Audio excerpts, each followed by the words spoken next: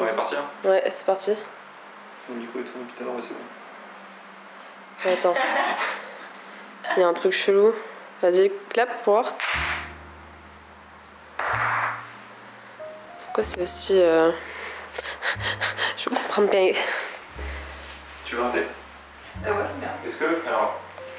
Tu peux t'asseoir, Chemical. Les titres, c'est Fleur de lune ou Remède de sorcière. Fleur de lune, c'est Pêche, abricot, vanille. Ouais. Remède de sorcière, c'est Romarin, menthe poivrée, anis vert, thym, sauge, réglisse, pétale de rose. Le premier. Le premier? Ouais. C'était quoi le premier? Fleur de lune. Et le deuxième, c'était quoi?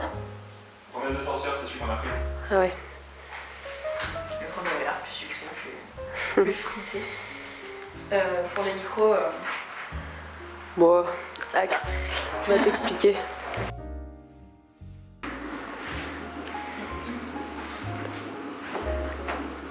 On installe. Est-ce que tu veux du miel avec ton thé? Ah ouais, je veux bien s'il te plaît. L'image, elle est un peu bizarre. Déformé, la couleur? Bah, en fait, les gestes, ils sont un peu déconstruits. Est-ce que j'ai changé... C'est le nom d'image seconde, peut-être? Ouais. Le micro. Santé. On se connaît déjà. Oui. On a essayé de se garder le mystère, on s'est déjà rencontrés au Nouvel An. La tentation est trop forte. La On n'est tentation pas ne pas se parler. mais qui es-tu quand même? Faisons au moins semblant pendant 1 minute 30 de genre que je sais pas qui t'es. Voilà. Faut que je raconte une chose. Oui. C'est compliqué. En drague ou dans une personne? Ah bah en drague, enfin je veux dire, comme tu veux en fait. Ah. J'ai vu que t'es en drague quand je pose des questions en drague. Ah, en drague. En drague, il y a des coquilles et Chemical. Déjà il s'appelle Chemical. C'est pas Chemical. Chimical. C'est très chiant à écrire. C'est dérivé. C'est Je quelque pense chose. que c'est H-E-N-I-C-A-L espace S-H-I-V-E-R-Y. Voilà. J'ai choisi un... Là j'ai une anecdote, ça va être rigolo. J'ai choisi ce nom-là, qui est pas pratique, et je pense qu'il y a plein de gens qui me posent la question puis ils s'en souviennent pas et ils vont pas me follow. Parce que c'était un hommage à... Il y a un happy ending là. C'était un hommage à mon ex dont j'ai appris qu'il est décédé. Comme c'était une personne importante pour moi, j'ai décidé de garder le nom qu'on avait choisi en tant que modèle photo pour mon drag en hommage. Bref. Et au final, on m'a menti, il est pas mort. Du coup, j'ai pu lui dire. Hein? Je t'ai menti. Voilà. Mais comment on peut mentir sur ça? Bah, en fait, en gros, une semaine avant ma première perf, en braquet, du coup, j'avais pas de nom. Et du coup, je discute avec des amis qui me disent ah ouais, il devient quoi? Alors, je regarde sur ses réseaux sociaux et je vois qu'il n'y a plus rien depuis des années. Et je regarde les commentaires et tout, puis quelqu'un marque, bah, il est mort. Du coup, moi, j'envoie un message à son meilleur ami et je lui dis moi, j'aimerais savoir, excuse-moi, mais est-ce qu'il est décédé? Qu'est-ce qui s'est passé? Et là, il me dit oui, c'est vrai, il a eu un problème au rein, ça a été une année terrible pour nous, il est décédé. Moi, je lui présente mes condoléances. Je chiale un mois. Je me dis, mais enfin, je fais 3 ans avec cette personne, donc je me dis, mais enfin, l'horreur, je faisais des crises d'angoisse, bref. Donc, j'étais à une semaine de ma première perf. Je change le morceau, je prends son morceau préféré de corne, je me dis, voilà, je crois pas en la vie après la mort et tout, mais je me dis, je veux rendre hommage un petit peu à cette personne-là qui était importante. Allez, je choisis le nom qu'on m'avait choisi en modèle puisqu'il était photographe, je garde ce nom-là, c'est pas genré, comme ça je suis un peu libre dans mon personnage et tout. Donc je parle de ça, je suis super émue, les gens viennent me voir après la performance en me disant c'est super torturé, j'explique pourquoi et tout, bref. Le temps passe, et puis un jour quelqu'un, un ami commun, m'envoie une capture d'écran, il y avait une notification où il avait écrit un truc sur un groupe. Je me suis dit bon, on lui a hacké son compte. Du coup j'ai écrit au compte en disant mais j'aimerais savoir ce qui s'est passé. Et là, ça va? Qu'est-ce qui se passe? Pourquoi tu m'envoies ça? Waouh. Mais what the fuck? Je suis choquée. Et du coup j'étais là, tu es encore en vie, mais quoi? Et en fait voilà, c'était un... C'était combien de temps après? C'était 1 an après. Mais c'est... Genre vraiment littéralement t'as fait ton deuil. Oui. Du coup j'ai pu lui dire. Je lui ai dit d'ailleurs si tu veux voir la perte dans laquelle je te rends hommage, elle est bien filmée, on peut la trouver ça. Voilà. Waouh. Voilà. Ouais. Chemical il est né de ça, une espèce de deuil. Mais c'est comment dire, c'est quelqu'un de très alternatif mon ex, j'ai toujours été très alternative aussi. Et du coup pour moi c'était logique d'avoir ce personnage qui est alternatif et torturé, et c'est une partie de moi et c'est aussi une partie de mes premières années de vie d'adulte que j'ai passé avec lui, donc je trouvais que c'était vraiment un beau, voilà, un joli hommage. Voilà, donc il aura pu voir mon hommage, c'est bien. Bah oui, c'est quand même bien, enfin, au moins. Il était touché, du coup il avait l'air d'être intéressé pour se remettre ensemble, j'ai refusé. T'as envie, mais non. Si tu nous entends. La petite dragouille post-mortem. C'est ça. Dragouille post-mortem. Voilà. D'accord, bah c'est dit comme histoire. Ça fait un sacré pot de départ, je me dirais.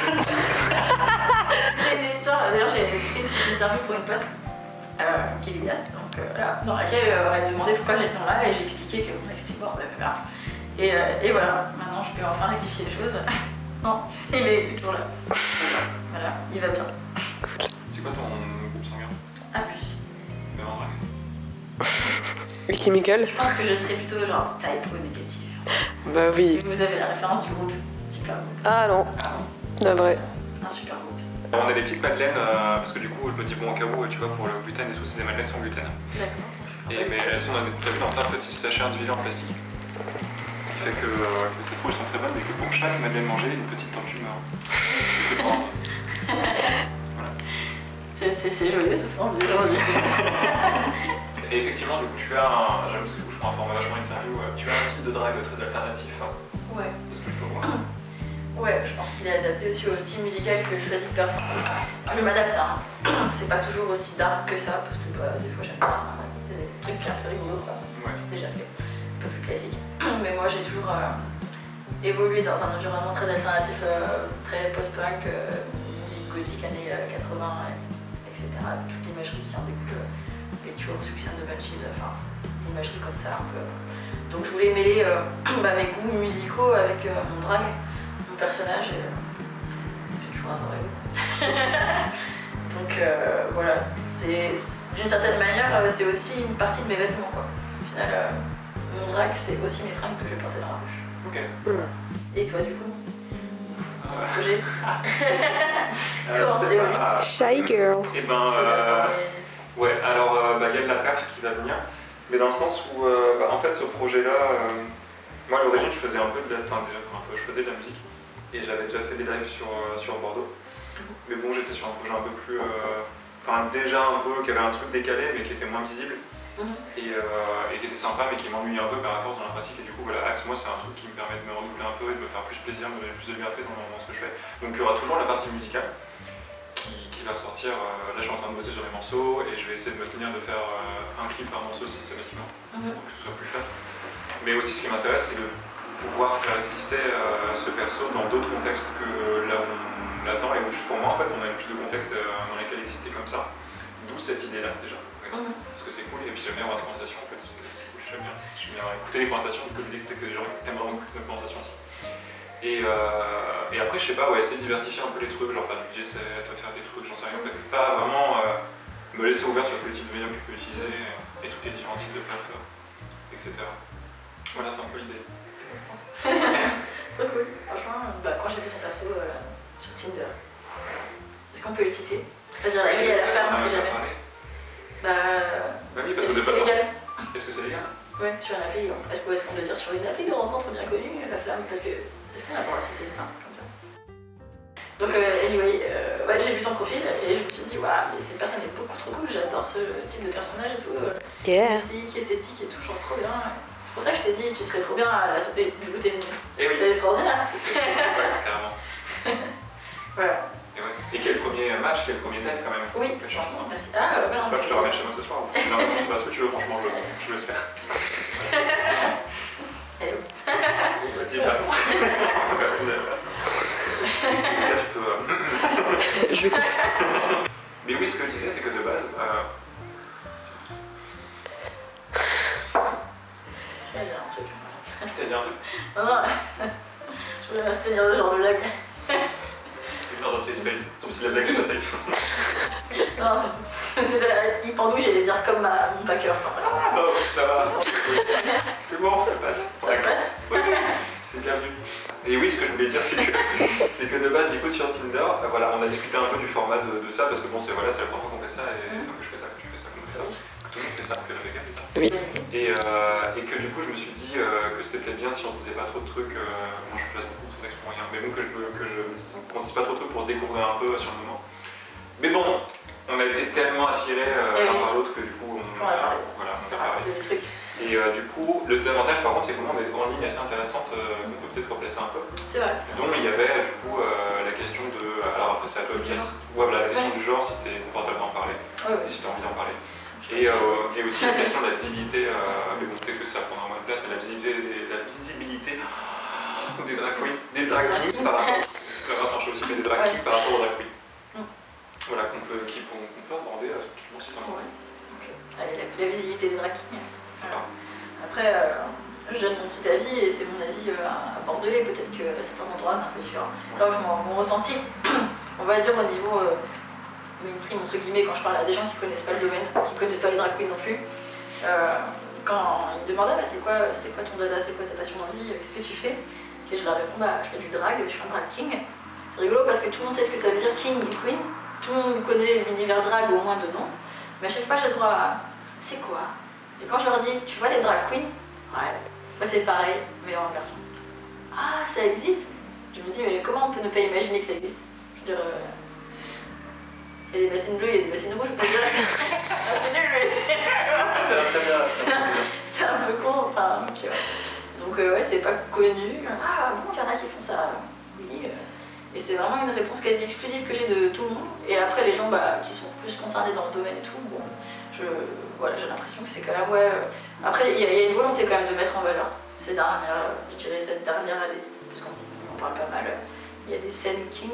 Après on s'est fait la réflexion justement avec des personnes de la Cana King. On a l'impression que c'est une catégorie. C'est-à-dire que si, quand on parle des drags, les drag queens, si on mentionne un drag king, c'est le drag king. Il n'y aura jamais par exemple un concours de drag. C'est le concours de drag queen, où ils vont montrer des drag kings, ou des concours de drag queen et un concours de drag king, à part Dragula, je sais plus quelle chaîne. Où il me semble, du coup, London Sider a gagné en tant que drag king, il me semble qu'il est drag queen aussi, c'est mélangé. Bon, c'est aux États-Unis. J'ai pas l'impression que ce soit très. En fait, il y a presque. On veut un drag king dans son spectacle parce qu'il faut en avoir un pour un peu la parité. Mais c'est pas. Tiens, là, c'est pas un événement drag king, mais je vais en mettre. Il y a 60% de drag king. Non, il en faut un, attention. C'est pas pour critiquer du tout, même les scènes que j'ai fait où j'aurais été le seul drag king, il n'y a aucun problème. C'est juste, j'ai cette impression que il y a une volonté de parité, mais c'est pas normalisé en fait, c'est pas encore un truc classique. Est-ce que je pense que c'est aussi parce que c'est peut-être une pratique un peu plus dure à accéder dans le sens où la voix est moins dégagée que pour les drag queens où t'as l'impression que je fais un peu tracé parce que t'as mis les exemples partout. Ouais, qu'il n'y a pas de représentation, c'est plus dur de se trouver des façons de se projeter dedans et de s'imaginer dedans et du coup de se lancer finalement. Alors là, c'est peut-être une théorie fumeuse que je vais sortir. J'ai l'impression que globalement, les drag queens, pas toutes, mais sont des personnes amables. Et globalement, les drag kings sont des personnes affables en général, puisqu'il y a une volonté de, quel que soit notre genre, puisque moi je transitionne et pourtant je suis quand même un drag king. Mais peut-être aussi qu'il y a une certaine réserve, j'imagine une personne amable, je ne veux pas dire un homme, mais voilà. Qui se projette dans un personnage de drag queen, il y a une espèce de volonté de s'exprimer, d'exprimer une féminité, peut-être un peu rêvée, un peu la Marilyn Monroe, je sais pas. Un truc un peu. Voilà, et une espèce de confiance en soi qu'on apprend aux petits garçons, en tout cas les personnes amables assez tôt. Les personnes affables, j'ai l'impression qu'on a plus tendance à nous dire de nous taire, d'être discret, d'être dans notre coin. Donc après, se positionner dans un personnage qui va refléter un genre qui n'est pas aussi distingué. Un drag king, on peut avoir un drag king très distingué, c'est pas le souci. Mais l'image qu'on a, c'est plutôt le mec, il se tire comme ça, il se tire les couilles, c'est un peu un beauf. Et c'est vrai que c'est pas évident, je pense, de se détacher de l'esthétique à laquelle on nous relie de base. Il faut être joli, il faut être comme ça, pour se dire, je m'en fous.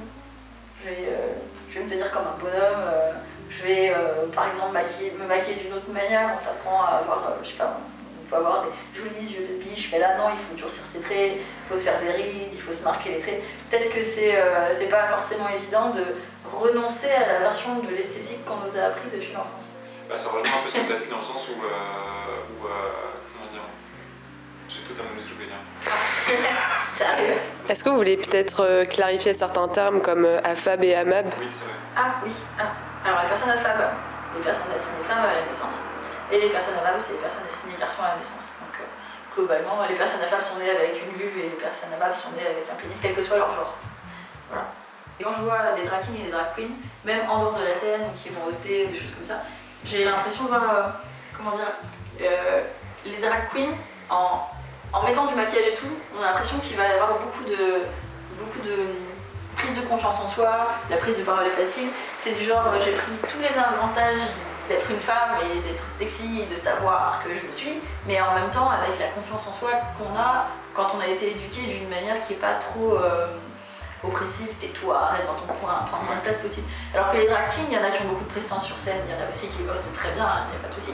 Mais je trouve que quand on sort de scène, il y a peut-être plus la tendance à pas prendre de place, mettre les mains derrière les bras, pas oser prendre un micro, être plus dans la présentation théâtrale, mais pas dans le personnage.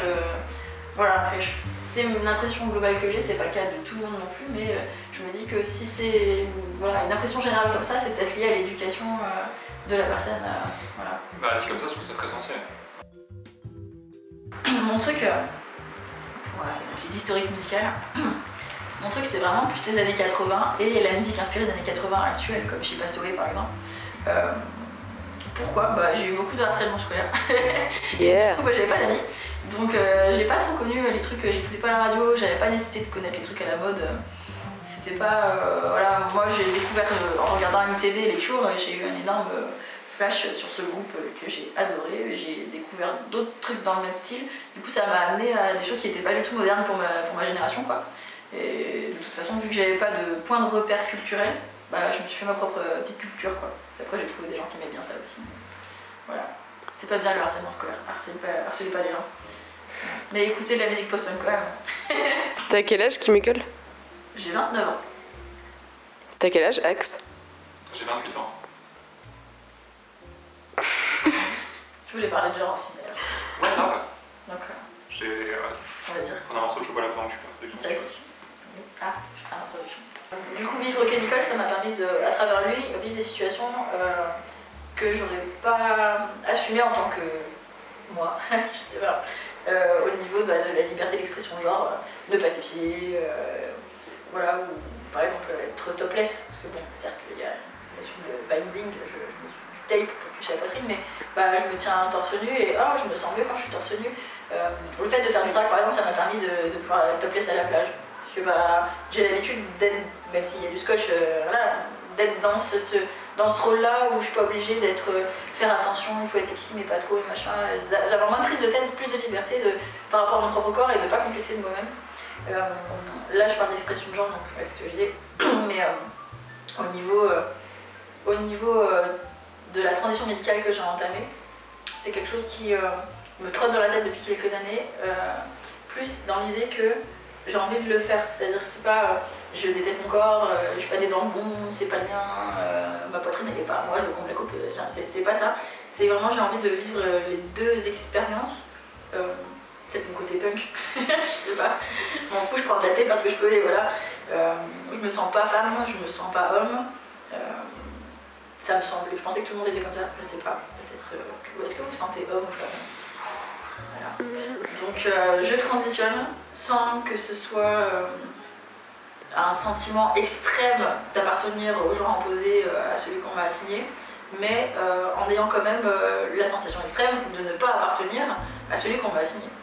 Je me positionne ni dans l'un ni dans l'autre, mais le chemin de vie que je prends en transitionnant me plaît, tant au niveau des effets physiques qui apparaissent, qui vont de l'aspect physique à l'énergie que je ressens d'exister. J'ai l'impression d'aller dans la bonne direction. Mais c'est pas le parcours classique, les gens comprennent pas forcément. Moi j'ai fait le pari en commençant cette transition de l'assumer à fond et de le dire à tout le monde, enfin de le dire dès qu'on me pose une question quoi. Donc je suis dans le train, genre au féminin, je leur explique bah non je fais une transition et tout, les gens me posent des questions, je me dis c'est peut-être le meilleur moyen de normaliser les choses aussi. C'est vrai que mon discours c'est pas celui qu'on voit dans les médias et c'est vraiment de... Je pense, hein, même si c'est pas forcément bien fait, il y a une volonté de normaliser les choses, de les présenter, la transidentité, etc. mais ça reste toujours très binaire pour l'instant. J'ai l'impression qu'avec mes histoires de non-binarité, je suis un peu ridicule. Je trouve que ça avance quand même dans la bonne direction. Oui, oui. Et pas qu'au niveau du genre, hein. Je trouve même au niveau de l'acceptation des corps, des différents corps, du handicap, des choses comme ça. Je trouve que c'est... je m'étais fait la réflexion l'autre jour en voyant quelqu'un marcher dans la rue et qu'il y avait une jambe en polycarbonate, je pense. Bref, je me suis dit, trop badass avec sa jambe et les mains short. Et peut-être qu'il y a quelques années, on regardait la personne, on était plus, il y avait plus de jugement par rapport à ça et du coup les gens se cachaient un peu plus. Je remarque que maintenant ce type de choses, c'est plus, en tout cas j'ai l'impression que c'est plus toléré, il y a plus d'acceptation de particularités qu'on a. Peut-être une fausse jambe, j'en sais rien quoi, mais...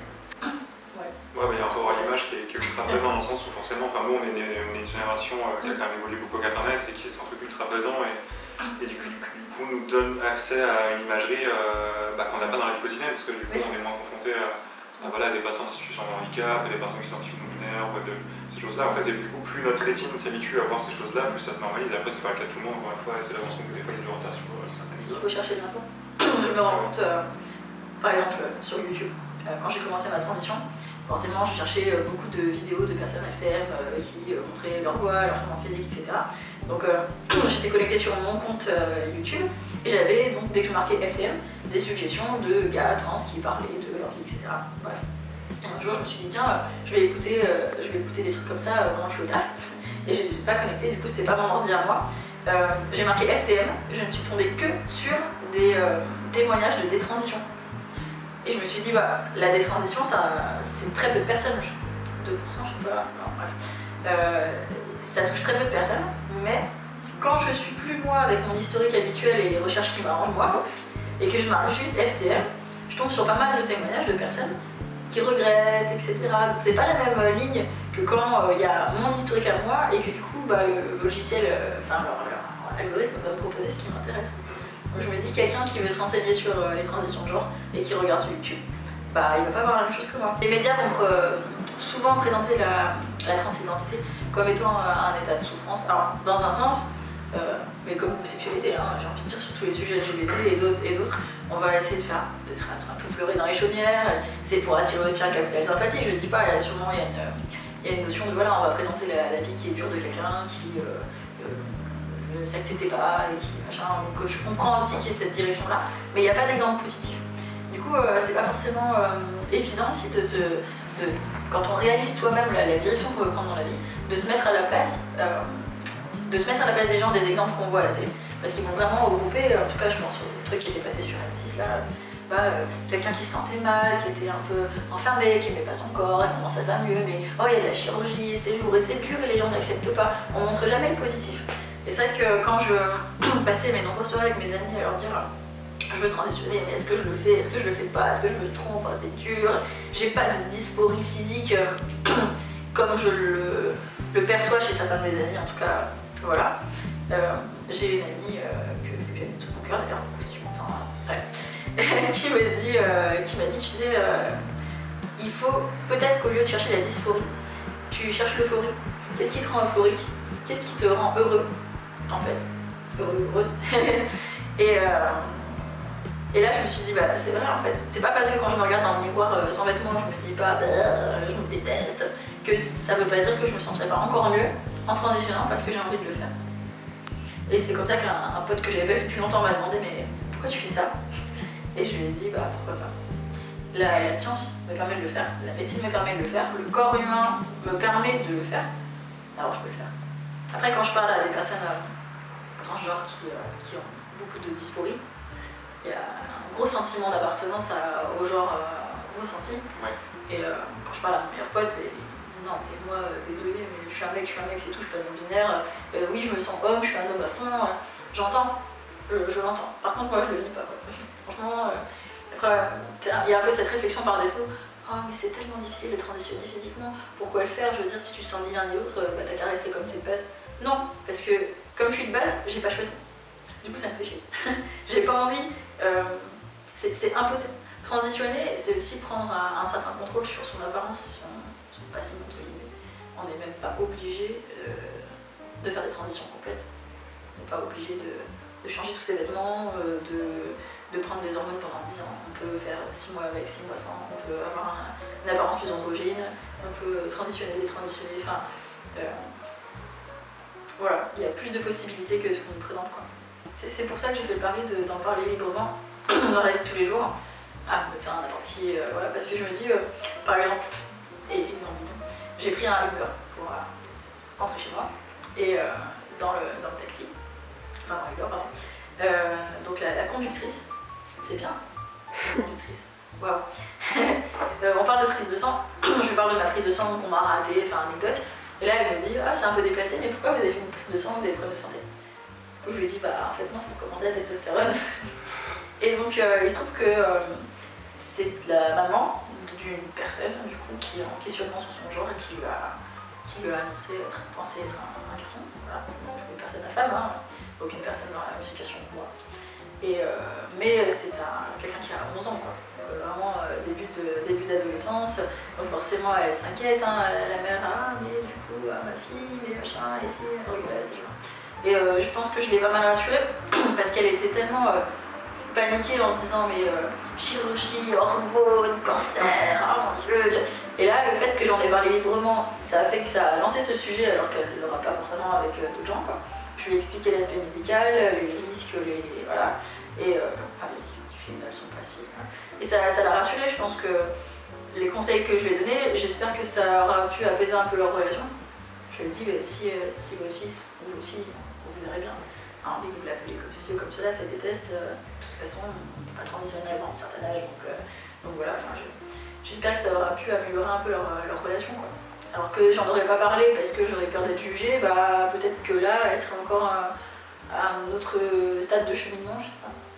Donc c'est qu'un exemple, mais plus on en parle et plus on se rend compte que forcément quelqu'un qui connaît quelqu'un.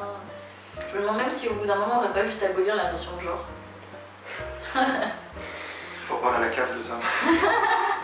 Et je me demandais d'ailleurs, tout à l'heure, je pensais que quand tu as dit qu'il y avait un âge minimum avant lequel commencer une transition. Oui. En plus, ça dépend des pays. Parce que par exemple, aux États-Unis, ils peuvent avoir des bloqueurs hormonaux et tout. Je suis pas sûre qu'on puisse en avoir ici.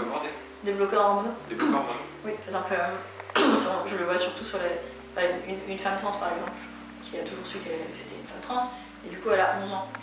C'est plus intéressant pour son passing quand elle sera adulte de prendre, à défaut de commencer un traitement d'œstrogène qui va forcément permis très jeune, de stopper sa puberté à MAB, de manière à ce qu'elle n'ait pas la voix qui devient plus grave, à ce qu'elle n'ait pas tous les effets de la testo qui naturellement est présent dans son corps et qui va faire que elle aura besoin de chirurgie et qu'elle aura besoin d'orthophonie, etc. Voilà, donc les bloqueurs hormonaux, ça va permettre de ne pas muer, de ne pas avoir pilosité faciale, etc. Donc ça fait toujours ça de moins, même en chirurgie, etc. Plus tard, voilà. Donc il y a des bloqueurs hormonaux, je sais pas si on peut les prendre en compte, j'avoue que... Je pense que oui, je sais pas si t'as vu le documentaire de un mec qui s'appelle Lifshitz sur une petite fille qui est trans, qui s'appelle Sacha et qui prend des bloqueurs hormonaux justement. Et c'est en France, je crois. En France. Parce que pour prendre de la testostérone par exemple, il me semble, hein, c'est avant 18 ans, c'est possible. Par contre, il faut l'autorisation des parents. Par contre, avant 16 ans, je sais pas. Tout ce qui est même torsoplastie et tout, c'est très réglementé pour les mineurs. C'est pour ça que ceux qui disent oui, on mutile les enfants. Non, c'est très réglementé. C'est très rare. J'en vois après, je suis sur des groupes de personnes concernées où oui, il y a des gars qui ont 18 ans, ils ont déjà fait leur torso, ils ont déjà commencé la testo. Mais c'est quand même rare. Parce que c'est pas. Il faut avoir des parents soutenants et tout. Clairement, ma transition maintenant, telle que je la vis, ça me va. Mais quand j'avais 16 ans, j'ai pas du tout envie d'aller me faire chier, aller chez le médecin pour me faire piquer et faire des chirurgies, quoi. Ouais. Donc, pour qu'un ado veuille transitionner, je pense quand même qu'il y a une bonne réflexion derrière. Évidemment, c'est toujours mieux de se poser la question quelques mois, quelques années, plutôt que de se poser quelques jours pour commencer. Mais je serais fort étonnée même en rendant la transition accessible aux plus jeunes plus facilement, qu'il y ait vraiment des couacs, parce que c'est quand même... ça implique des choses qui, quand on est jeune, font peur. Même quand on n'est pas jeune d'ailleurs. Je prends encore des petits anxiolytiques pour aller me faire ma picouse dans la fesse. Sinon, elle fait peur. C'est pas déjà compréhensible. Après, là, la général, c'est un sentiment plutôt partagé, je pense. Oui. Personne n'aime aller chez le dentiste, si. Peut-être des gens qui aiment. Je dire que j'aime ça, non, hein, je supporte, mais c'est pas ce qu'il faut, quoi. Oui, c'est mieux que avoir des problèmes aux dents, mais. Mais oui. Mais c'est pas un moment, ouais. C'est ça. Après, j'aime pas trop aller chez le coiffeur non plus en vrai. Ah bon? Ouais. Parce que ça fait partie des endroits un peu random dans la vie comme ça qui peuvent me déclencher une crise de panique. D'accord. Sans raison. Voilà. Ok. Juste un fait, j'ai commencé à m'habituer à ça, c'est que des moments mon cerveau décide que là, ça va plus du tout. Et du coup j'ai vraiment le sentiment que je vais mourir dans les prochaines secondes. C'est très intense, ça dure pas beaucoup de temps. Ouais, bah je sais pas si c'est vraiment crise d'angoisse ou crise de panique en fait. Enfin, bon. Mais en tout cas c'est très court et assez intense. Et du coup bon je gagne, hein, il se passe rien en réalité, je ne plus le faire en limite. Mais ça se passe réellement quand je suis en train de fixer le plafond et qu'on me fait un shampoing et d'un coup genre ça ne plus du tout. Il faut vraiment des fois j'y pense et du coup je me contrôle. Enfin ça veut dire que ouais du coup moi personnellement je le faire en plus. Ça me mon caractère mais... Non mais tiens dans le genre qui a aucun rapport mais ça m'y fait penser, moi c'est au cinéma ce genre de truc. C'est plus, c'est à chaque fois que je suis au cinéma, avant ça me le faisait aussi dans d'autres contextes, mais maintenant c'est vraiment le cinéma. Je regarde le film et je sais pas, le fait d'être dans une grande salle noire et d'être un peu, je me dis d'un coup, tu vas mourir un jour, c'est un fait. Et après il y aura rien. Et j'ai l'impression d'être aspirée dans le néant du rien. Et ça me fait une crise de panique quoi. J'ai l'impression que je vais mourir tout de suite, j'arrive plus à respirer. Et j'ai l'impression, c'est un peu de la dépersonnalisation. J'ai l'impression que la vie n'est pas réelle, que c'est faux, que c'est impossible, que je suis plus moi. Alors je me répète mon prénom dans ma tête et je me dis ça c'est moi. Je regarde mes mains, je me dis elles sont à moi. C'est moi, c'est mon corps. Et pour moi ça n'a plus de sens en fait. Et ça dure quelques minutes et après c'est fini. Voilà. Moi j'ai envie de vous partager ma phobie des fonds marins. Voilà. Ah bah ouais mais voilà mais c'est ce que je disais. Ouais exactement, moi je vois très bien ce que tu veux dire. Un jour je nageais et il y avait une espèce de... Je savais pas que ça existait dans l'eau, une falaise d'eau quoi. Donc tu nages et puis d'un coup c'est très profond, tu vois que ça... Ouais. J'avais des lunettes et du coup j'étais arrivée au-dessus là où c'était vraiment un Covid. Désolée, tu vas bien. Et franchement je sais plus nager, j'étais vraiment... l'horreur. Voilà. L'enfer. L'enfer. Je sais pas si vous avez fait le test Harry Potter du Choixpeau. Je sais pas si vous savez déjà quelle maison vous êtes, mais en tout cas il y a une des questions qui est quelle est votre plus grande frayeur. Donc encore rien à voir, c'est pas exactement les fonds marins mais c'est cette idée de vertige. La première c'était vous vous réveillez ou vous êtes dans un rêve et vous vous rendez compte que vous êtes extrêmement haut avec aucun point d'appui et vous êtes juste capable de chuter d'un instant à l'autre. Et ensuite c'était des trucs genre peur des trolls ou je sais pas quoi. J'étais genre mais c'est quoi cette question? Genre peur des loups-garous, peur des vampires, peur des trolls, peur du vide immense. De ouf. Pour le regard avec ça. Je suis quelqu'un qui a des phobies, par contre j'en parlerai pas à la caméra parce qu'après c'est très facile de me mener par le bout du nez. Parce que j'ai peur d'un truc concret quoi. Donc ouais. C'est comme si je te dis j'ai peur des saucisses. Bon, imagine, je suis en train de retirer avec ma carte bleue de l'argent, quelqu'un arrive avec une saucisse et moi j'ai peur des saucisses. Et il me dit, donne-moi tout ton fric! Bah moi je vais lui donner du coup parce que je suis pas toi. Mais je vais aller voir les flics et je vais dire quoi? Je vais dire, bah en fait il m'a menacé avec une saucisse. Voilà. Donc c'est pas une saucisse mais c'est franchement aussi ridicule que ça. C'était un chouette premier date. C'était un chouette premier date? Franchement ouais. Moi je suis ravi. Moi aussi. On en rappelle compte que je sais pas combien de temps s'est passé mais j'ai l'impression qu'on a dit beaucoup de trucs déjà. C'est clair. Ouais, je pense que je vais vraiment pleurer au montage quand je devrais faire les choix d'un site de... Non mais c'est trop cool du coup. Mais c'est ouais. Mais ouais carrément. J'ai la parole, moi je l'aide beaucoup. Mais c'est parfait pour ce que je voulais, hein, c'est justement qu'on peut buter et qu'on se laisse un peu aller en roue libre, un peu des trucs à droite à gauche. C'est marrant parce que j'avais été chercher Tinder pour rentrer les gens, hein. Je veux dire, pas du tout dans l'idée du drag. Et j'ai eu un date, on est restés potes. Mais du coup t'es mon deuxième date depuis que j'ai Tinder. Et c'est marrant. C'est rigolo parce que du coup... il n'y en aura pas de meilleur après. Ah bah je pense qu'il n'y en aura pas. Il n'y en aura pas peu de fois. Ouais, je suis pas trop là sur Tinder. Ouais. Enfin, j'avoue que du coup quand on a matché, je me faisais chier. Du coup je voulais juste voir s'il y avait des gens que je connaissais. Et puis j'étais là, non, ah je connais un tel, non. Et quand je t'ai vu, oui. Et là j'ai vu, it's a match, yeah. Voilà. Je me sens très privilégié. C'est beau. Non, mais moi aussi je me suis dit, il va jamais me répondre. Oh, j'adore ton personnage. Yes. J'étais perçu comme une chose pour aller dangereuse. Exactement, inaccessible. Ouais. Et nous voilà en train de manger ma laine. Look at us now. Voilà. Mais ouais, en tout cas, je sais pas comment conclure, c'est bizarre conclure, je trouve. que bon, on vous le dit pas, on va faire jour, c'est fini, mais après, vous savez pas. Vous n'avez aucune idée. Vous pouvez imaginer. Vous imaginez, mais vous aurez fait des images. Peut-être le son, et encore, je suis même pas sûr. Non, pas le son non plus, en fait, jamais. Mais en tout cas, voilà, bonne soirée les loulous, bonne journée, je sais pas ce que vous faites, mais continuez ça bien. Un mot de la fin, genre, est-ce que tu vois, qu'est-ce que tu aimerais envoyer aux gens en une phrase? C'est dur, voilà, c'est pas dur, ça comme ça. Ah, c'est nul, je vais sortir un truc attendu, je sais pas, genre. Ah, mais grave, hein, ça va être bateau.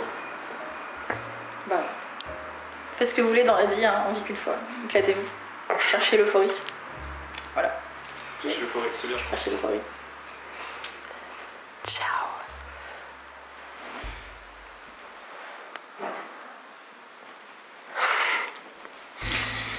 Franchement, Yes. ça tue.